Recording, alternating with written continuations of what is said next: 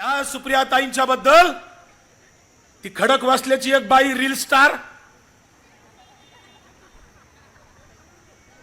महिला आयोगाची अध्यक्ष झाली, आधी शहराची अध्यक्ष होती. हिला टीव्ही बोलवायला मी शिकवलंय, तुमच्या माहितीसाठी सांगतो. आणि ती म्हणती सासरला गेलेल्या मुलींनी परत माहेर लुडबुड करायची नाही, असं सुप्रियाताईंच्या बद्दल बोलतोय. हे तुम्हाला मान्य आहे का? अरे सुप्रियाताई लुडबुड करत नाही. आता कविताताईंनी जे सांगितलं अगोदर, अजितदादांना हक्कसोड पत्रक सुप्रियाताईंनी केव्हाच करून दिलं होतं आणि अजितदादांना आपली पात्रता दाखवून दिली. त्या आपल्या सुनंदा वहिनी यांच्यासाठी जोरदार टाळ्या वाजवा. मी इथं भाषण बाकी काय करणार नाही, पण जी काही टीका आमच्या ताईंच्यावर केली जाते, जी काही टीका आमच्या रोहित दादांच्यावर केली जाते, सुनेत्रा वहिनींच्या मार्फत जे काही बाया तिकडून सोडल्यात बोलायला, त्या सुप्रियाताईंच्या बद्दल बोलतात. आदरणीय पवार साहेब आपला वटवृक्ष, त्यांच्याबद्दल जे जे काही बोलतात त्याचा प्रतिवाद करण्यासाठी मी या ठिकाणी उभा आहे. त्याची उत्तरं जर त्यांच्याकडे असतील तर त्यांनी जरूर द्यावीत. इथं सगळ्या माता भगिनी आहेत, सगळ्या आया बहिणी इथं जमलेल्या आहेत. मला तुम्हाला प्रश्न विचारायचा आहे. आपल्याला जर का या ठिकाणी आता सांगितलं बापाचं महत्व, मला तुम्हाला प्रश्न विचारायचा आहे. या महाराष्ट्रामध्ये जो आदर्श घालून दिला आमच्या पवार साहेबांनी आणि प्रतिभा काकींनी, 50 वर्षापूर्वी आपल्या मुलीला वंशाचा दिवा मानला, हा गुन्हा झाला का? हा गुन्हा आहे का साहेबांचा? मुलगी वंशाचा दिवा होऊ शकत नाही. सुप्रियाताईंनी स्वतःला सिद्ध केलंय. तुम्ही ज्यावेळेस सुप्रियाताईंना 3 वेळा यापूर्वी खासदार म्हणून पाठवले, पवार साहेबांनी सुप्रियाताईंना फक्त खासदारकीचं तिकीट दिलं आणि ताईंनी स्वतःला संसदेमध्ये सिद्ध केलं. ही बारामती लोकसभा मतदारसंघाच्या मतदारांची, तुमच्या आया बहिणींची कॉलर टाईट करण्याचं काम सुप्रियाताई त्या ठिकाणी दिल्लीमध्ये करतात. आणि या सुप्रियाताईंच्या बद्दल ती खडक वाचल्याची एक बाई रील स्टार महिला आयोगाची अध्यक्ष झाली, आधी शहराची अध्यक्ष होती. हिला टीव्ही बोलवायला मी शिकवलंय, तुमच्या माहितीसाठी सांगतो. आणि ती म्हणती सासरला गेलेल्या मुलींनी परत माहेर लुडबुड करायची नाही, असं सुप्रियाताईंच्या बद्दल बोलतोय. हे तुम्हाला मान्य आहे का? अरे सुप्रियाताई लुडबुड करत नाही. आता कविताताईंनी जे सांगितलं अगोदर, अजितदादांना हक्कसोड पत्रक सुप्रियाताईंनी केव्हाच करून दिलं होतं. आमच्या सुप्रियाताईंना इथं बारामतीमध्ये कुठला अधिकार ठेवला नव्हता. साधा पंचायत समितीचं तिकीट द्यायचा अधिकार नव्हता, कारखान्याचं तिकीट द्यायचा अधिकार नव्हता, पक्षाचा अध्यक्ष नियमायला सुद्धा सुप्रियाताईंनी इथं कुठे लुडबुड केली नाही. हो, उलट माझा दादा म्हणून संबंध महाराष्ट्राला ताई सांगत होत्या. उलट चॅनलवर डोळ्याला पाणी आणून सांगितलं की माझं घर फुटलं, मला आवडलं नाही. ही सांगणारी आमची ताई. नाही दिलं हो ताईंना साहेबांनी, काही नाही, काही दिलं. कुठलाच सत्याचा वाटा दिला नाही. हो, कुठलाच सत्याचा वाटा दिला नाही. ताई स्वतःचं काम भलं आणि लोकांची सेवा स्वाभिमानाने त्या ठिकाणी करतात. त्या दिल्लीच्या तख्ताला हलवण्याचं काम साहेबांच्या नंतर या महाराष्ट्रातून कोण करत असेल तर त्या सुप्रियाताई करतात. आणि म्हणून प्रतिभा काकी आणि सुप्रियाताई, तुम्ही जे काही नातं लिखीचं आहे, साहेबांचं तुमचं नातं आहे, ताई तुम्ही काळजी करू नका.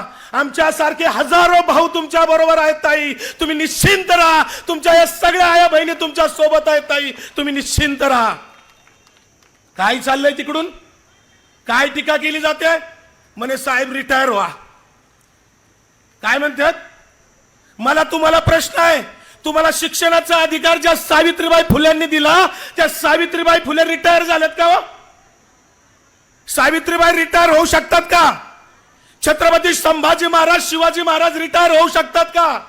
अहिल्याबाई होळकर रिटायर होऊ शकतात का? नाही होऊ शकत. पवार साहेब ही व्यक्ती नाही, एक विचार आहे, लक्षात ठेवा. पवार साहेब कधीही रिटायर होऊ शकत नाही. त्याचं कारण असं, पवार साहेबांनी जो सर्वधर्म समभावाचा विचार या महाराष्ट्राला दिला, तो विचार घेऊन, पुढे पुरोगामीचा विचार घेऊन तुम्ही आम्ही सगळेजण चाललेलो आहोत. तो रिटायर विचार कधीच होऊ शकत नाही. दादा तुम्हाला 30 वर्ष सत्तेचा वाटा साहेबांनी आयत्या पिठावर गेला. काय वाढ लागते हो?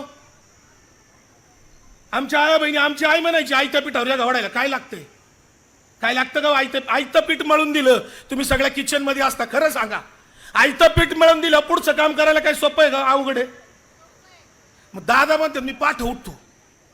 आणि लोकांची सेवा करतो. पहाटे 6 वाजता तुमच्याकडे कॉन्ट्रॅक्टर येतात सगळे सामान्य. तुमच्यापैकी कोण 6 वाजता सकाळी दादाला भेटलं सांगा काम घेऊन? कुणीच नाही. भेटतात ती कॉन्ट्रॅक्टर लोक भेटतात. मला एक म्हणायचे, जर इथं हिच्यापैकी बसलेला कुणालाही जर का पालकमंत्री केलं, 4 वेळा उपमुख्यमंत्री केलं, तर ते बी पहाटे 5ला उठून बसतील की नाही बसणार? इतकं सोपं आहे. पण महिला आई बहिणीनं तुम्हाला एक शेवटचं सांगतो. जे शाहू फुले आंबेडकरांचं स्वप्न होतं, महात्मा फुल्यांचं, सावित्रीबाईचं स्वप्न होतं, स्त्रीला पुरुषाच्या बरोबरचा हक्क दिला गेला पाहिजे. तो कायद्याने हक्क कुठल्याही धर्मग्रंथाने दिला नाही, परंतु राज्यघटनेने महिलांना पुरुषांच्या बरोबरीचा हक्क आणि अधिकार दिला.